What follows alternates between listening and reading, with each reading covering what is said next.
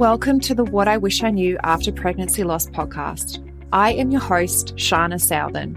I am an angel mum, a rainbow mum, a pregnancy loss practitioner, and trauma-informed coach. I created the Institute of Healing Through Pregnancy Loss out of my own experience with loss in the hopes to provide understanding and healing, educating people on pregnancy loss, and creating more women or men in trained support roles. In this podcast, I hope to shed light on what I wish I knew in relation to pregnancy loss, opening up the conversation, breaking the stigma, and bringing real-life stories plus guest experts. Thank you for being here with me today, and let's dive into today's episode. Hello, beautiful souls. Today's episode is part 2 of a 2-part podcast episode. So if you haven't already, I encourage you to go back and listen to part 1, and I hope that you find value in part 2 of this interview as well. Now let's dive in. I think there was another point that you kind of wanted to talk about as well, which was honoring the postpartum period of pregnancy loss. Did you want to sort of expand a little bit on that as well? Yeah, I think just to acknowledge that no matter how the birth comes about, whether it is medically facilitated through a D&C or if it's a vaginal birth or a cesarean, they're all births. And in all cases, you are postpartum. And, you know, when we're postpartum, they often say it's about 3 months of rest. And I think the postpartum period is obviously very tied up with caring for a baby, which is why it gets a bit overlooked in the case of pregnancy loss. And so I just invite everyone to be so gentle and kind with themselves and give themselves permission to be in a postpartum period, which means that you're resting, you're physically healing from something that's happened in your body. In some cases, it's a surgery. And then in other cases, it might be an early miscarriage. But even in early miscarriage, you do have to be careful about doing things like lifting, because you have a wound in your uterus where a pregnancy was attached and is no longer attached. So there is physical healing required for that. And there's bleeding involved with that. So you do have to be careful. And just giving yourself that permission rather than trying to push through it because there's no baby in your arms, which I think is probably, I'm looking at you early loss mums, because those are the mums that most people don't know that they were pregnant. So they don't know that they're postpartum. So there is that keeping up with appearances thing that's going on. And unless you bring people into the fold of what's happening for you, they won't know. And you're not necessarily going to be supported like a postpartum mother who's had a full-term pregnancy and a loss. And so just to sort of give everyone that permission and for them to know that it can be met that way, and that there are rituals that they can do for themselves to acknowledge that happened and as a birth. And, you know, there are practices like closing of the bones ceremonies, which is a really ancient, I think is it Mexican or Indian, American Indian? Because they use the rebozo wraps. I used to know and I've forgotten momentarily, but the practice of the closing of the bones is this incredible honoring of what's happened in your womb and your womb story. And it actually starts from like right at the moment that your mother birthed you. And then it moves through what the story of your womb is in your menstruation and what's been held in your womb in the form of little lives and births. And so that can be really helpful for women who have had a loss, because there is a very deep acknowledgement of what has happened in your womb. So I offer that up, and that's for anyone at any stage of pregnancy, whether it ended up in a live birth or not. It's definitely something that I wasn't aware of either. And, you know, to be able to give yourself that permission to rest as well as grieve. Like you're going, it's such a multifaceted time, especially after loss, that you're going to be navigating so much more than, I guess, a traditional postpartum. If you end up having a living baby, you're going to be navigating so much more emotions, but to also like honor yourself and to know that you do have that postpartum period, even after loss, no matter how long it was, like how long your pregnancy was, to give yourself permission for your body to heal and for your womb space to heal. It's such an important, again, an important awareness to have, so that we're not pushing through right from the moment, which, you know, I hear a lot of women do, like they go through loss and within days they're back at work and trying to navigate what their body is going through, what their emotions and their mental space and capacities is navigating. And if we only gave ourselves that permission to be postpartum, to actually treat ourselves that way, you would consider yourself in a completely different light. You would see yourself so differently. And then on top of that, you're grieving. So to allow yourself to be that postpartum and to also allow yourself to grieve, because I think a lot of women, I've heard a lot of women say as well, is that they're not allowed to grieve. Because if it's an early pregnancy, maybe they didn't have anything on the outside of them to show that, so they're not allowed to grieve. And it's like, you are grieving. You're going through such a natural process of heartache, and you're allowed to grieve. And then I love that you can honor then yourself as well in really allowing that space to be postpartum and to give yourself that space to physically heal as well.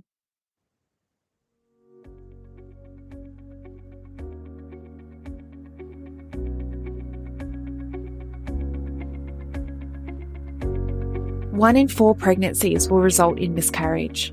1 in 8 women will experience infertility. 1 in 100 women will experience recurrent miscarriage.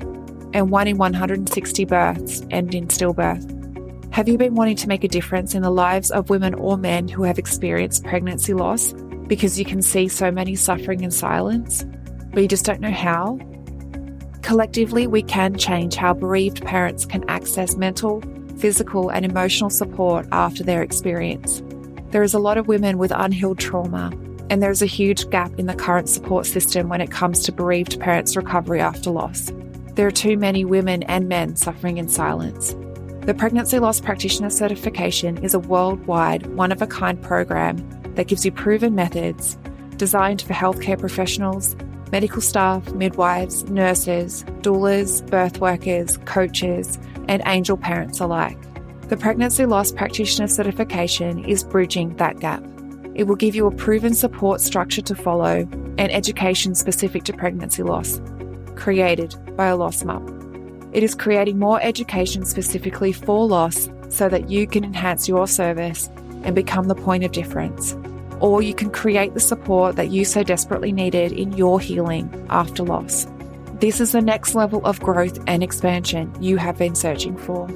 So does this sound like something that you have been searching for? Let's explore this more together.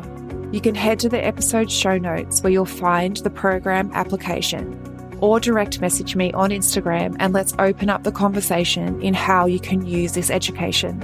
You have a gift, and I look forward to supporting you and witnessing you bring your gift to the world, healing and transforming women's lives.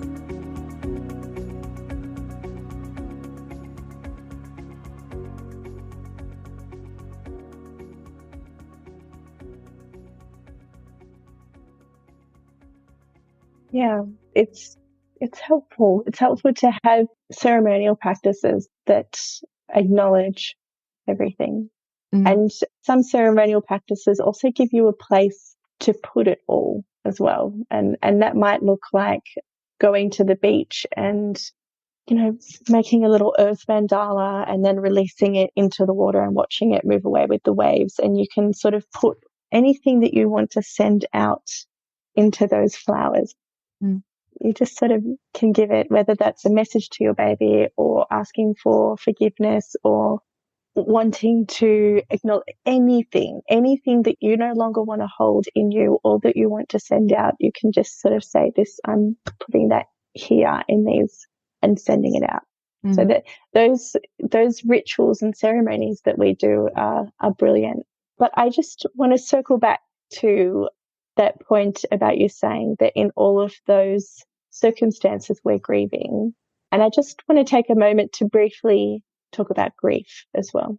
And just to say that if you imagine grief as a pendulum, and on one peak is despair, like the worst of the worst feeling you could imagine, but then it dips down as a swing, and then it dips up at the other end at bliss, the best that you have ever felt in your entire life. And then if we imagine how we're normally feeling when we're not grieving, hopefully we would sort of be at a normal, neutral sort of feeling. And then through our life, we sort of swing. Oh, that's funny. I'm happy. Oh, someone cut me off in traffic. I'm annoyed. And you sort of swing between them. And grief is like that pendulum, but our default position sits at a different default. But I think that the common mistake or misconception is that grief sits as a default position in despair, but it's not. It's part of the spectrum of it. And so it probably sits more in a default position of sadness or feeling down or unmotivated and anything else that might come up as your default. But your default might also still be neutral, or your default might also still be generally a happy person. And just to acknowledge that that is all still part of grief, and that part of it is that pendulum swings quite rapidly.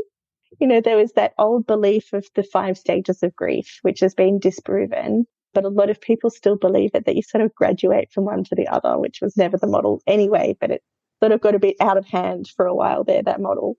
And just to say that you might be feeling really fine, and then you might laugh uncontrollably until that uncontrollable laughter becomes tears, until it becomes sobbing, and then you can't stop yourself from crying and you have no idea what the hell just happened. And just to say that grief doesn't just belong in the negative emotions, and that the laughter and the happiness all belongs in it, and you shouldn't feel guilty for it, because it's the natural swing of grief, and that eventually our default position will return back to neutral. But then there will always be point 10 years later on an anniversary, it might completely swing back to despair, and you might feel like, oh, I thought that we were past that. But it's just a pendulum, and it's where it swings and how often it swings is different for everyone. Yeah, I love that. I love that you've had that. I can picture it in my head. I've just been picturing this pendulum swinging the whole time. And that's, yeah, a lot of what grief is. One day you might wake up and you're okay, and that's okay. And then the next day you might wake up and you just don't want to get out of bed, and that's okay. A year later, you might just start crying for no reason. And like you said, you can't really put your finger on it. You don't know why. Our body has, it has memory. There's something that the grief has stirred back up in your body, and it just wants to be expressed. It wants you to have that moment and see it. And then the next day you will be okay. Like you said, it's all part of it, and it should be able to be a part of it. Like all the good and the bad. The good and the bad essentially is our perception on those emotions anyway. We're the ones that label them good and bad. They don't feel good when you're in that point of real deep sadness and despair. But when we can strip the labels off them as well and just allow it just to be with us in our body, and to witness them, and just know that it is all part of grief. And there is no right or wrong. There's no rule book. There's no beginning and end. It's just everyone's different, and it all happens as it unfolds every single day. I think it's important for us to know ourselves as grieving people, because if you are experiencing a loss that others assume would be terrible, if you're not feeling terrible, you sort of feel bad for being okay or for feeling not terrible. And it's hard to be met with other people's assumptions of you feeling terrible. And so I just want to place that as actually all within the spectrum of normal, is like having losses that you don't feel despair over, just to say that that's okay, but also to bring that awareness into all of us who exist in the world as people who will inevitably be supporting someone who's bereaved.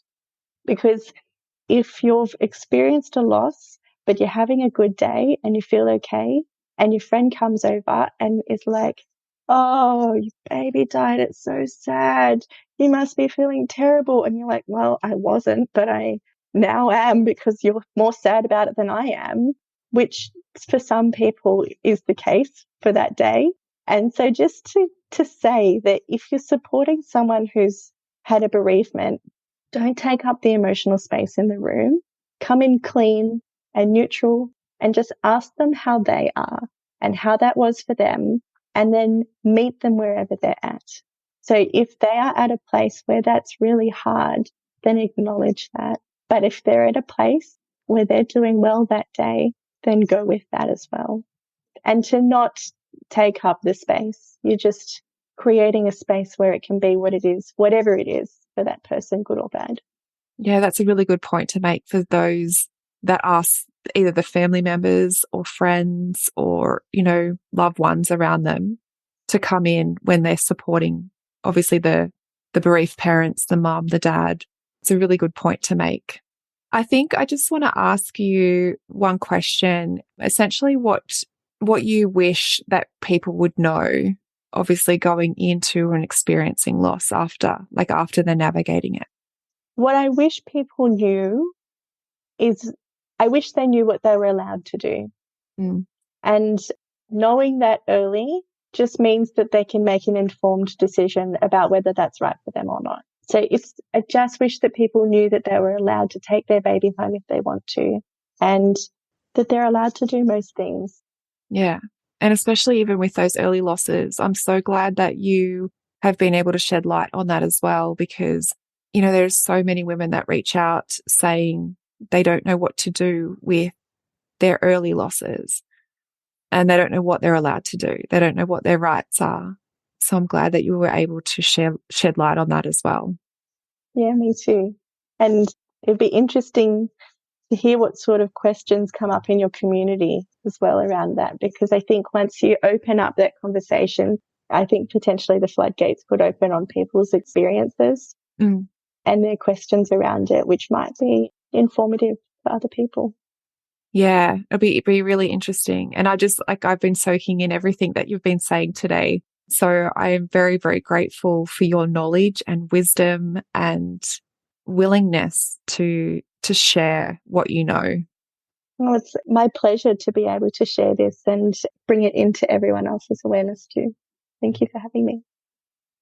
So, Amy, you had a few, I guess, foundations or places that people could turn to for financial support. Did you want to share a little bit about those? Yeah, there are a few agencies that can provide support for families after they've experienced the loss, not only pregnancy loss, but also infant loss.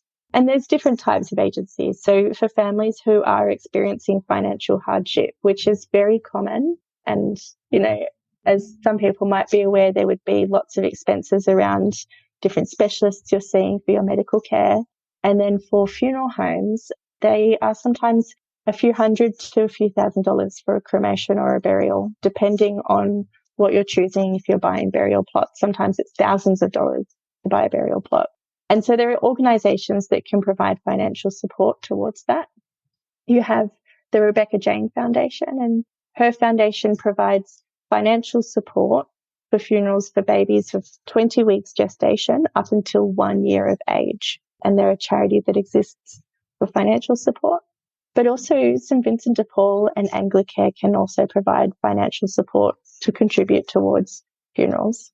But then you've also got other support agencies that are not financial in nature, and they're a bit more community-based or bereavement-based, such as Pillars of Strength, which is an organisation based at dads and men who've lost a baby. And I think that, they get a bit overlooked sometimes, the men, because it is something that's happening in a woman's body. So we focus so heavily on the women, and then all these dads are coming along for the ride and watching the love of their life go through this physiological thing as well as managing their own grief as well. So Pillars of Strength supports those dads and really is about social support, whether it's meeting other dads who've experienced a loss or reconnecting that person back into their own community of existing friends who they might have been a bit isolated from, because bereavement is isolating and often people don't know what to say, so they don't say anything and it becomes the elephant in the room. So it's a way of, that's what that organisation tackles, is tools around that. And then you've also got Bears of Hope, which is a really common one as well. And I think they're linked in with a lot of the hospital systems and do a lot of work around supporting bereavement in pregnancy and infant loss as well. So important to have that community awareness of what's available support-wise, but also financially too, because like you said, there's a lot of finances, unexpected finances and costs that come with the loss of a baby. Like you said, you might have to go through medical things for yourself, as well as then thinking about how to move forward with the cremation and burial. And it's not necessarily something that you can put on hold. So it's something that you have to kind of find the money for straight away. So I appreciate you sharing those few places as well. And I can link them into the episode show notes as well, so people can find them and see what they're all about. Excellent. Great. So do you just want to share quickly where people will be able to find you and reach out to you? Yes, I am a part of Tender Funerals. Tender Funerals is a not-for-profit organisation which started in Illawarra. So I work for Tender Funerals Illawarra, and you'll be able to find us on all of the social handles, Tender Funerals Illawarra. But you'll also notice as you type that into your social handle that Tender Funerals is opening around Australia as well, which is incredibly exciting. We are a network of people who volunteer our time on all of the other tenders who are opening, because they're their own communities that say, you know, we want a not-for-profit funeral service. And so we've created a social franchise where those people can have a tender that is owned by that community and set with the guidelines around being a not-for-profit and the things that we advocate for. So you'll see on the socials all of the different tenders. So you can see if there's one near you. Many of them aren't operational yet. They're fundraising. So I'm also chairperson for Tender Funerals Western Sydney. I'm working to open a tender there. So you'll also find me on those socials, as well as our website. If you're wanting to see about where we are, is tenderfunerals.com.au. That's amazing. And I'll link all of those in the episode show notes as well. Thank you so much for being a part of the What I Wish I Knew After Pregnancy Loss podcast. Thank you for having me. Thank you to all that have listened in. If this episode was valuable to you, I invite you to leave a review on Apple Podcasts, and I look forward to supporting you on the next episode. Thank you for listening in with me today. I hope you found this episode helpful. If you did, I would absolutely love to hear from you. Take a screenshot of this episode, share it to social media, and tag me at instituteofhealing_PL. I love seeing what is resonating with you right now. If you want to chat further, I invite you to connect with me through Instagram. Head over and follow my Instagram account, send me a DM, and let's open the communication. If you want to know more about how you can be the support for others, head to the show notes and fill out the application form for the Pregnancy Loss Practitioner certification. I want to also note here that what I share within the episodes is not medical advice. If you need further support, please consult your doctor. Thank you again. Much love to you. Be gentle with yourself, and I look forward to supporting you on the next episode.